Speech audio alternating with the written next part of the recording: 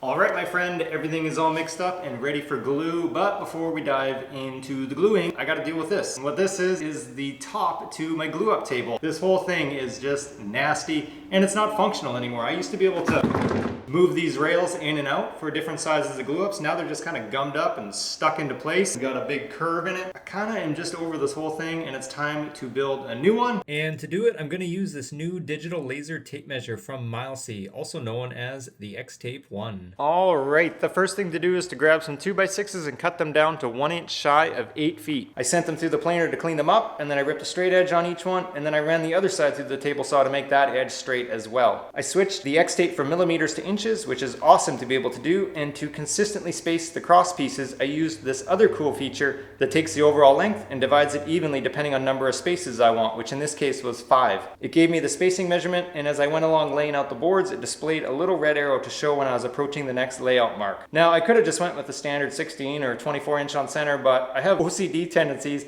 and I much prefer 5 spaces all the same size instead of 4 of the same and 1 bigger or smaller on the end, and I'm sure I'm not alone on that.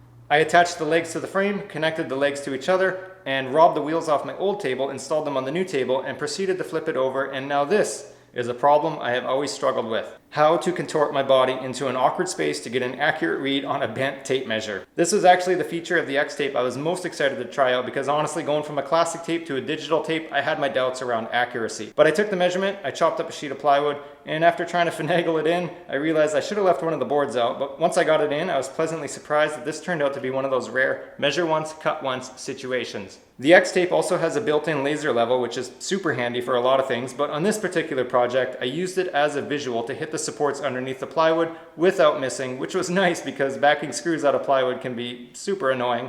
And I also used the laser to mark out some angle supports. I set it to 45 degrees, marked the laser with a pencil, took my measurement, cut some wood, and that worked out just a little bit better than all right. From there, I slapped down a full sheet of 3/4 inch MDF, situated it, secured it with some brackets underneath, rolled on some contact cement, and I prayed that I didn't screw up my one chance to get it right. And then I rolled it, aired the place out, located where I wanted the T-track, put down some blue tape to prevent shipping, carved in the recess for the T-track, and then, you guessed it, installed the T-track. The last part of this project was to create the rails that support all the future glue ups, so I grabbed a couple more boards, laid them out, drilled some holes, drilled some bigger holes, connected those holes, did some sanding, and to keep wood glue from sticking to wood, I covered them in paste wax, and those look like they're gonna work out just fine. Finally, because I am super cheap and like to use whatever I can find laying around, I found some PVC pipe in a pile outside near my shop, so I grabbed that, cut it to length, secured it to the tops of the boards, and proceeded to attach it with some screws, and just like that, this little side project was a wrap. This was long overdue, and I'm glad I finally made it happen, and I was very glad to have the Xtape play a key role in bringing it to life. Make sure you click the link in the description to go learn more about it, and a big thank you to Milesy for sponsoring this video. That is a significant improvement. That's gonna work really well. This seems like a shame to go ahead and mess up this brand new table, but that's exactly what I built it for. So let's go ahead and give it a go. Back to the program.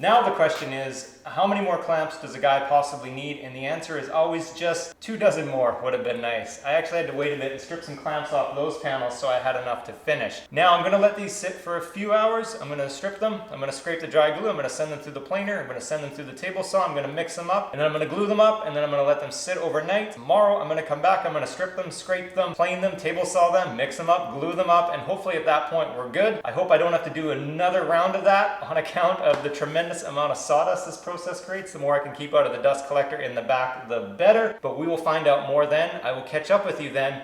Until then, nothing but straight action. Here we go.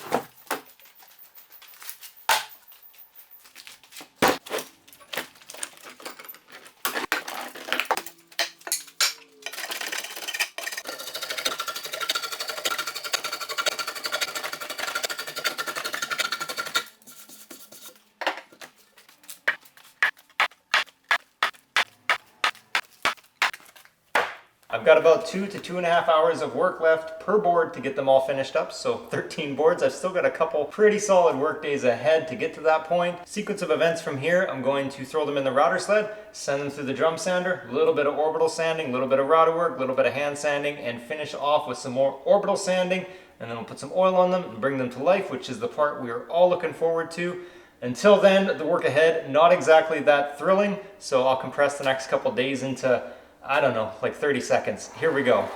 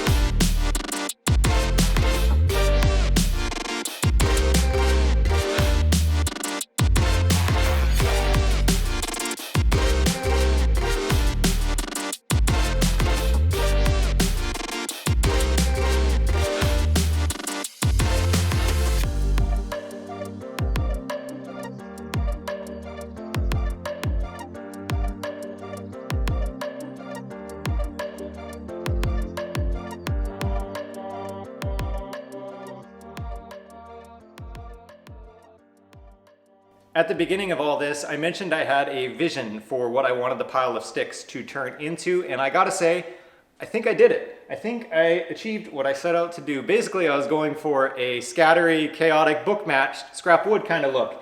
And if I had to describe these boards in any way, that's pretty much how I'd describe it. So I'm pretty happy with how they turned out. I think they look pretty cool. You let me know if you think they look cool. We're gonna find out how cool people think they look by how well they sell. And my other question to you is, if you had that pile of scrap wood again, would you make anything other than cutting boards with it? Because I happen to have more piles of scrap wood and I'm looking for new ideas. A guy can only make so many cutting boards before he goes a little crazy. So you let me know. Let me know anything else you want to let me know in the comments. I look forward to your feedback. And that is the end of this video. I really appreciate your time for watching. I hope you got some enjoyment out of it. Thank you very much, and we will see you on the next one. Take care. Bye-bye for now.